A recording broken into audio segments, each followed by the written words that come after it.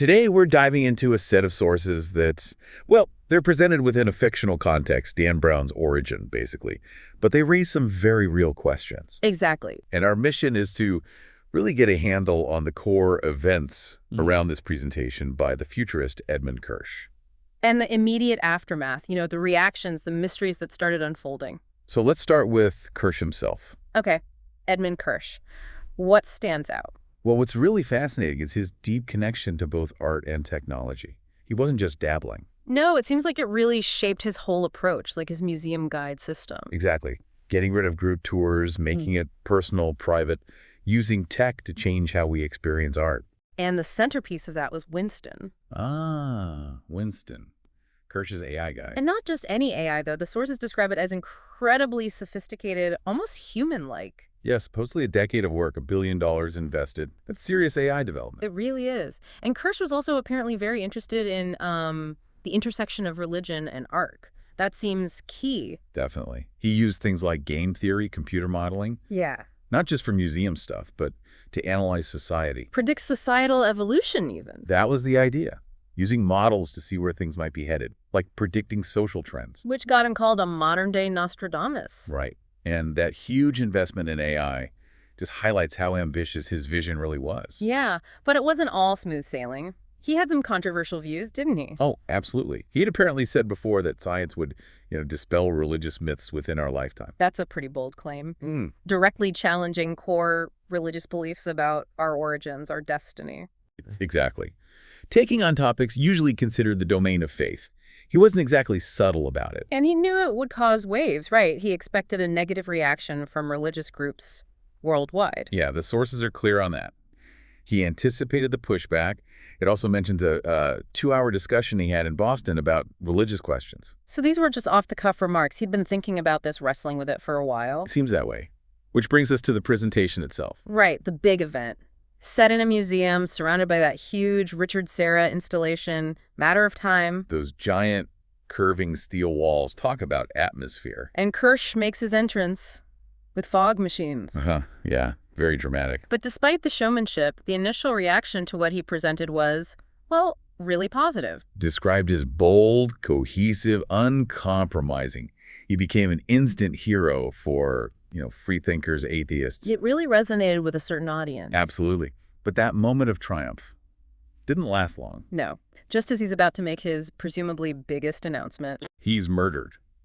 Right there. Brutally. Not just losing him, but losing whatever discovery he was about to reveal. And immediately, this intense desire to find out who did it. Why? The timing makes it seem almost certain that the murder was meant to stop the announcement. Which naturally brings the focus onto those who might have felt threatened by his work. Religious leaders, for instance. Yes. The sources introduce Bishop Valdeспino, Rabbi Krovs, and an imam, Al-Fadl. They were clearly concerned. They had a phone call, didn't they? Valdeспino expressed unease. And Al-Fadl was more direct. Called Kirsch's work an information bomb designed to damage religion. And his solution. Preemptively announced the discovery themselves. Yeah, but spin it. Frame it within their own religious interpretations to sort of soften the blow. That's a tricky strategy. Could easily backfire, couldn't it? Make them look manipulative. You'd think so. Valdeспino had a different idea, though. What was that? Discredit Kirsch before the announcement. He even brought up Galileo and Giordano Bruno. Wow. Comparing Kirsch to historical figures persecuted for challenging religious doctrine, that's telling.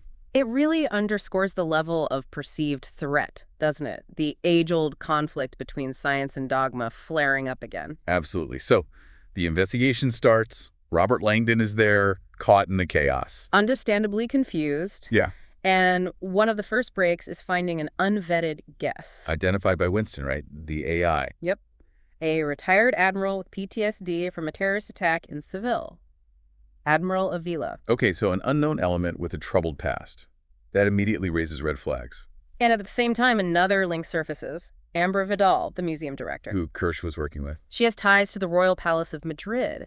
And Valdeспino had apparently sent Kirsch a threatening message. So suddenly you have the Admiral, Ambra, the Palace, Valdeспino. It's getting complicated fast. Very. And then there's this detail about Valdeспino watching the news of Kirsch's death. He looks concerned, but he's still in his formal attire. Doesn't change. A small detail, but maybe significant. The media, of course, jumps on the idea someone killed Kirsch to silence him. Standard media frenzy. But then Valdespino calls Rabbi Curves, apparently expressing shock and horror. So maybe not a unified front among those who opposed Kirsch.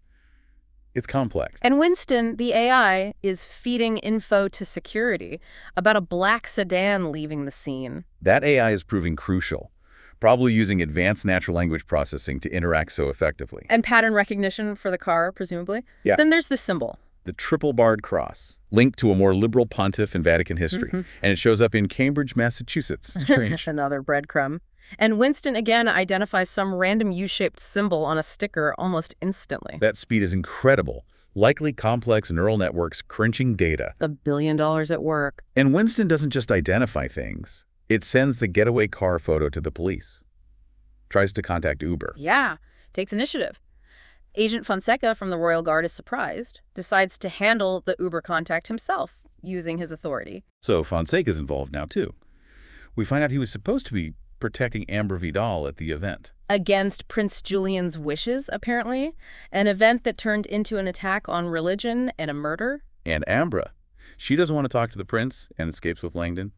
Very suspicious behavior, or maybe just fear. Hard to tell. Winston, meanwhile, can't find a direct link between Valdespino and Admiral Avila. But it makes a crucial point. Absence of evidence isn't evidence of absence. Yeah. Just because the data isn't there doesn't mean there's no connection. Smart AI.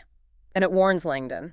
Says powerful forces want Kirsch's discovery buried, and Langdon might be a target too because Kirsch acknowledged his influence. The stakes just keep getting higher. Now let's shift to the royal palace. Prince Julian is under pressure, the king is sick, Bilbao was a disaster, he needs to say something. But other officials are hesitant, probably because of Ambra Vidal's connection to the royal family. A very sticky situation. And Commander Garza, head of the Royal Guard, he's baffled. Why did Valdespino meet Kirsch secretly 3 days earlier? Didn't tell anyone. More secrecy around the bishop. Then the palace gets an email. About the admiral. They give the palace 10 minutes to comment before they publish. High-pressure tactics. The palace wants to ignore it, call it conspiracy theory. But Garza sees Avila's photo, and his reaction suggests it's maybe not just theory. Right. This is where we learn Garza uses tech to monitor his own agents, including himself. A bit unsettling. Then his aide, Martin, shows him the full bio. Admiral Luis Avila, the Bilbao shooter. And rumors his unit had ties to the royals. So the connection is solidifying. Avila is the shooter, and there's a potential link, however rumored, back to the palace. While this is unfolding, Langdon and Ambra are escaping. By boat? Facilitated by Winston again. Paid for the boat with a triple-rate credit card. That AI is like Siri on hypersteroids. Seriously, they head for Barcelona. Langdon's getting emails, worried friends, his frantic editor, the news is spreading globally. And Avila. He's not giving up, forces a taxi driver at gunpoint. Also heading to Barcelona, on the A1 highway. It's a chase. Okay, back to the religious leaders for a moment. Rabbi Curves. He's conflicted. Valdespino told him to stay home, but he feels drawn to his usual spot, the chain bridge in Budapest. A habit of contemplation. He reflects on how smartphones have destroyed solitude. A very human moment amidst the chaos. It is. Meanwhile, Garza is desperately trying to find Ambra before leaks happen, but he only has 2 agents available initially. Resources stretch thin. Then Ambra finds something online. Information suggesting a secret connection between Valdespino and Avila. Another twist. And we learn about that secret meeting Kirsch had before his presentation. With Valdespino, Rabbi Curves, and the Imam al-Fadl. Then more bad news starts rolling in. The Imam is found dead in the Dubai desert. And Rabbi Curves dies in Budapest, apparent heart attack. 2 of the 3 religious leaders Kirsch met with are dead within days. The internet explodes naturally. Conspiracy theories everywhere. The main one. Valdespino is behind it all, raising funds for an anti-pope, using military contacts like Avila to eliminate Kirsch and the other leaders. The global conspiracy narrative takes hold online. It highlights how fast speculation can spiral. Absolutely.